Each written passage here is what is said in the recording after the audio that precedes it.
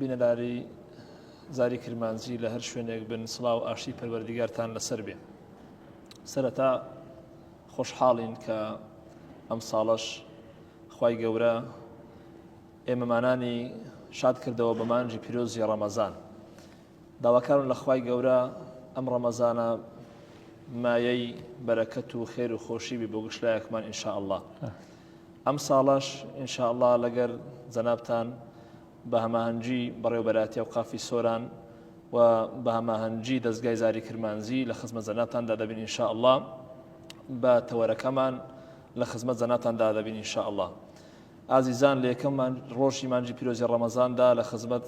زۆر بەڕێز مامۆستا مادیح بەرزێوەی ئەبین ئینشاء الله بە تەوەرێک کە باسی گەورەی مانجی پیرۆزی ڕەمەزان ئەکەین. قوربان السلام عليكم ورحمة الله. عليكم السلام ورحمة الله وبركاته. بخير بن. قوربان تەوەرەکەمان باسی فەزل و گەورەی مانجی پیرۆزی ڕەمەزانە. ئەگەر بێت و جەنابەت باسی گەورەی مانجی ئەو مانگەمان بۆ بکەی ئایا فەزلەکەی چەند گەورەیە و لە شەریعەتی پیرۆزی ئیسلامدا خوای گەورە چۆن باسی کردووە و پێغەمبەر صلی الله علیه و سلم چۆن باسی ئەم مانگەی کردووە. بله بخير بن يا أخو. بسم الله الرحمن الرحيم. الحمد لله والصلاة والسلام على سيدنا محمد رسول الله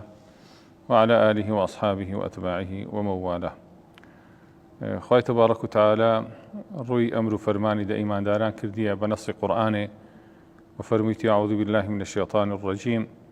يا أيها الذين آمنوا كتب عليكم الصيام كما كتب على الذين من قبلكم لعلكم تتقون. صدق الله العظيم. أفرمي أي أمة إسلام أي إيمان داران أما بروجبوني ماجي رمضان لسرنجو واجب كردية هر وكو لسر أمتاني بيشنجوش واجب كردبو لو أويل الرأي أو خوا فرستي زياتر تقواي خواي تبارك وتعالى دناودلو زياد بكاتو زيجير ببي ديكواتا ماجي رمضاني بيروز فضيلتي دهندي دايا كوا تقوى إيمان داران زياد أكا وبتقواي أمل أخواي ونزيك أكوينو ومستحقي بهشتي أبين. ولا فرمایشتی پیرۆزی پێغەمبەری هاتیە صلی الله تعالی عليه وسلم ئەگا هەر کەسێک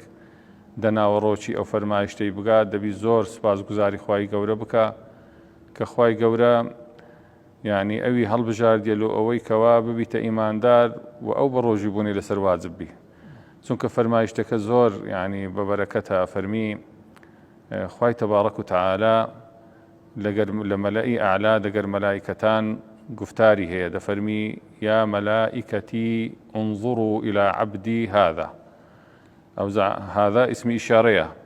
يعني أي ملائكتنا تماشاي أو بندي من بك أو إشارة لوانية لو زنابد بي لو من بي لو هركسش مسلمان بي تن قورية كخواي زل جلاله آماجا يعني لو عبدشي لعبد كان بك سرنزي ملائكتان لولاي أو عبدي رابشي انظروا إلى عبد هذا تماشي أو عبدي من كان ترك طعامه وشرابه من أجله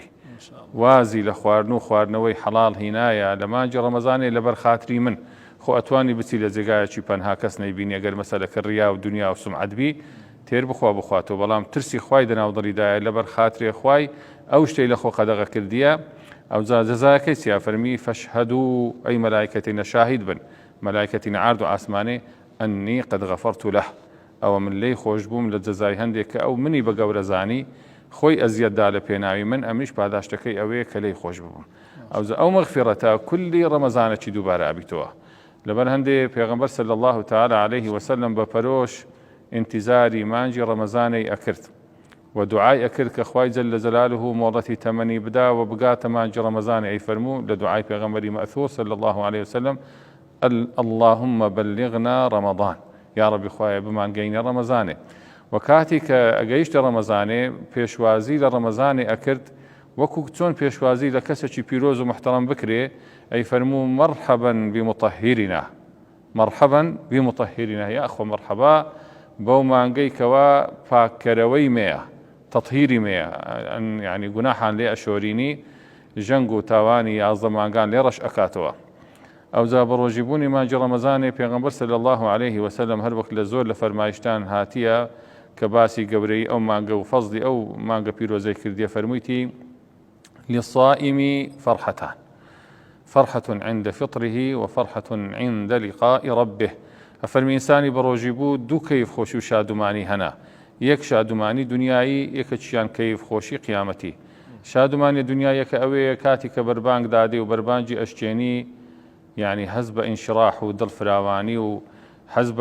ثقة بخوبون أكا كبريا من الحمد لله بسر نفسي خوم ظالبم أو الروجة كم قيان دسري وإستا بربانجي أكموا يعني حزب عزة النفس يعني انشراحي قلب ودل فرحي أكاتا أو كيف خوش كيلين دري ورقرت وملائكتان دعاء له أكن كوشيك لكيف خوشان سنك أفرمي للصائم عند فطره دعوة لا ترد أو كسيك بروجية لكاتي برمانجي دعاء هي كناقريته أو زا إنسان دبي يعني مهم تريني أو شتاني كوامرازيتي بيخيت أو كاتي كبرمانجي أشتيني أو يكلا كيف خوشي كان كيف خوشي قولة الأوياء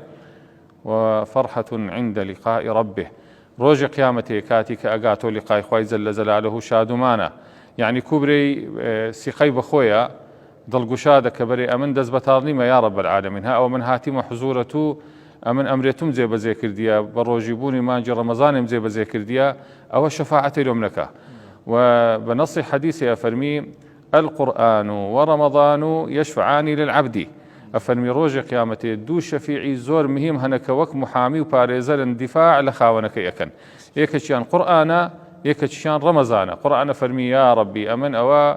يعني بشوي خوم لي حرام كردبو أو هرستا ودستن يجي أشوش خليشي خوين نوي من بو زور ريزي لمن قلت يا رب العالمين كمن كلامتما يعني قرآن ونطق دي قفتاري هي لقر خوايز اللزلاله أفرمي خدايا زابيك خاطري من لا شي دي رمضان دي تبيش فرمي يا رب العالمين أو شخص زور حرمتي مني قلت لروجكاني من دا لصالي خوي ما دي أكر خوي برسي وتيني أكر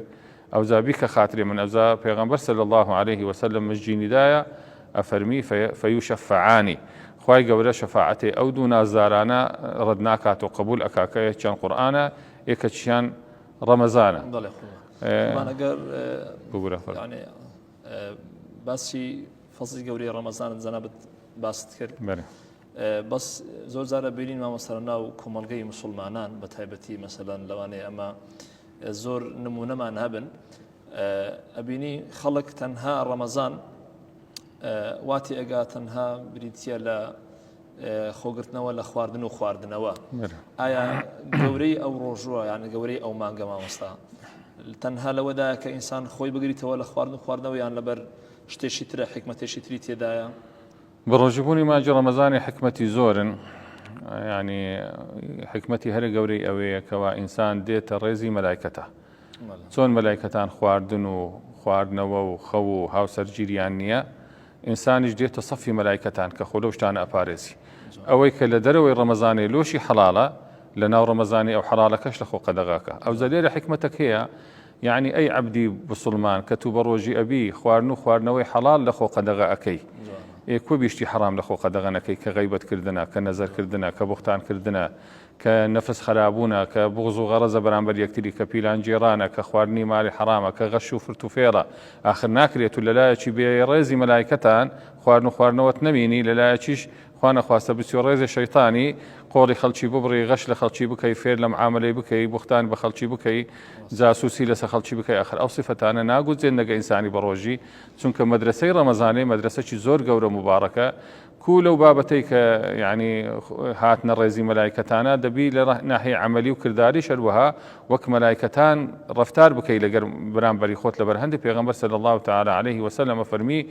اگر هاتو کەسێک لە بەرامبەرەت و دژمنکاریشی پێشاندا خراپەشی نوان جوابی مەدۆ چونکە تو لێرە هاتی ئاستی مەلایکەتە جوابی تو تەنیا ئەوەی برێ اللهم إني صائم کاکە من جوابت نادەمەوە ئەمن بە ڕۆژیمە یعنی ئینسان هەتا لە ناحیەی عەمەلی لە ناحیەی کردار دەبی خۆی وەکو مەلایکەتان حساب بکاتن چونکە پێغەمبەر صلى الله عليه وسلم فرمووی من لم يدع قول الزور والعمل به فليس لله حاجة في أن يدع طعامه وشرابه کەسێک ئەگەر خۆی لە خراپەکاری و لە گفتار و کرداری خراپ نەپارێزی لە ڕەمەزانێ خوای گەورە سمنەتی بە خۆبرسیکردن و خۆتێنیکردنی عەبدان هەیە ئەو خۆتێنیکردن و خۆبرسیکردنە لەو هەندەیە کە تو فعلا ببیە ئینسانێکی ڕەبانی ببیە محەلی نەزەری ئیلاهی ببیە جێی شانازی ڕەبانی مەلایکەتان یعنی لۆت بپاڕێنەوە خوای جەل جەلاله شانازیت پێ بکات بەسەر مەلایکەتان ئەوجا لەبەر هەندێک ئینسان دەبی فعلا وەک پەپولەیەکی وابیتن وەک مەلایکەتێکی وابی لە ڕۆژی ڕەمەزانێ خۆی لە هەر سینەشیا و بپارێزیت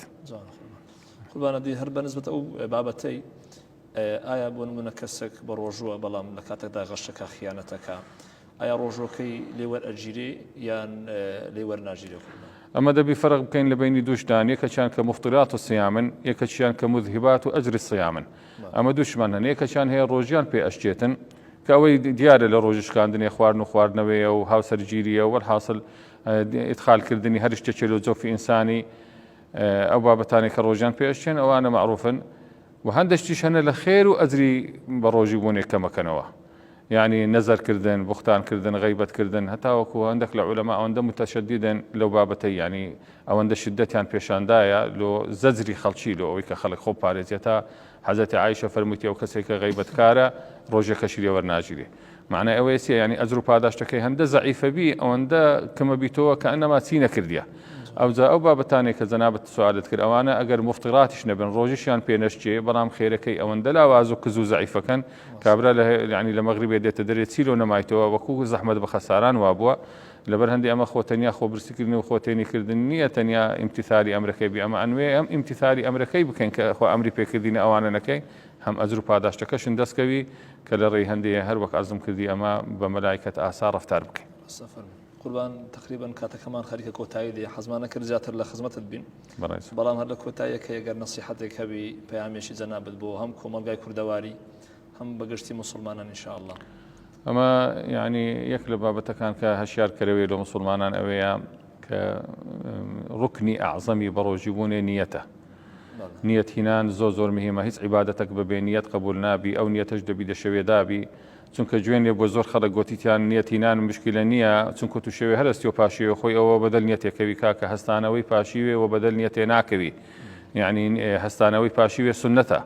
نیەتینان ڕوکنە وازبە سنت زەی وازبی ناگریتەوە دەبیت و دەناو قەلبت دابی کاتی کە پاشیوێ خۆی بە قەلب کە تو سمێنێ بە ڕۆژی لە بری ڕەمەزانێ کە وازبە لەسەرە تو ئەگەر بەزاریش برەی بەهێزترە ئەگەر بێت و نیەتت لەبیر بچی ئەو عیبادەتت لێ قبول نابی یانە ئیهمالی نیەتێ بکەی عیبادەتەکەت لێ وەرناگیرێ لەبەر ئەوەی پەیامی پڕبایەخم لەو ئیمانداران ئەوەیە کە یعنی جەخت لەسەر نیەت هینانێ بکەنەوە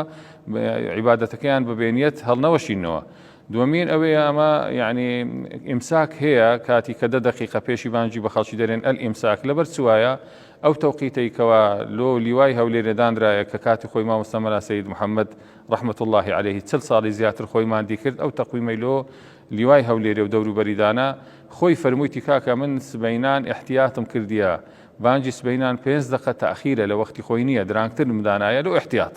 أو زالو رمضاني يعني نابي إنسان خوارنوي بخوا حتى وكوبانجي أدا بلكو 10 دقيقة بيش ينجي كمؤذن ألي الإمساك يعني داوي خود بقرا لو كاتيوا خوارنوي نخون لو كوا روجا كان تكنتي چونك باشي إمساكي أجر شتي بخوي يعني تهاتي ناو فجر صادق هاتي ناو بلا بياني كروجا كتلي هروشتوا التزام بإمساكي بكن مسلمانان لإمساكي وسيدي كخوارنوي نخون لو كوتاي بخوارنوي بينن وهروها يعني بروحمو بزيب اندقل يكتري عفو بكن سو كمان جي رمضان مانجي لي خوشبونيا پیغمبر صلى الله تعالى عليه وسلم افرمي رمضان مدرسي لي خوشبونيا يعني ساحه وبانتاي وجوخيني عفو الهيه افرمي خوال كل ايمان دار خوشبي الا لصار كسان يوادار او مسلماناني كوا جيرو دي او صار صفتان ابوينا ترشي كان يكشان مدمن خمر او كوا لسر خوارنوي حرام بخوشكر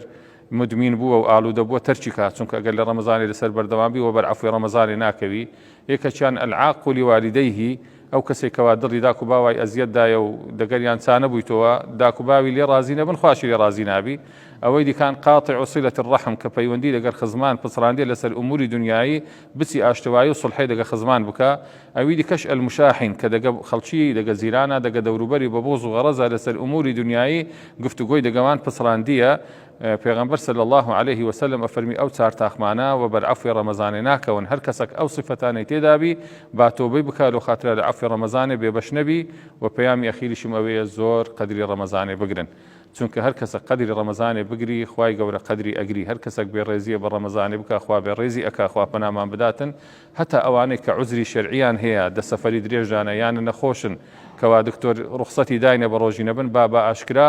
لە پێچاوی خەڵکی یعنی خوارن و خواردنەوەی نەخۆن حرمەتی ڕەمەزانێ بگرن لەوەی لەکەن خوای محتەرەم بن. قوربان دەستەکان خۆش بێ دووبارە سەلامەت نەکەین ئەمڕۆ لە وەختمان گرتی و عەزەتمان نا بەخێر بن خواز زەنگۆش بداتەوە خوا تەوفیقی زەمە و برایانش بداتەوە و هەروەها دەستگای زاری کرمانجی خوا تەوفیقیان بدا کە خزمەتی دینی ئەکەن خوا گەورە سەرکەوتوو و سەرفرازی دنیا و قیامەتی بکە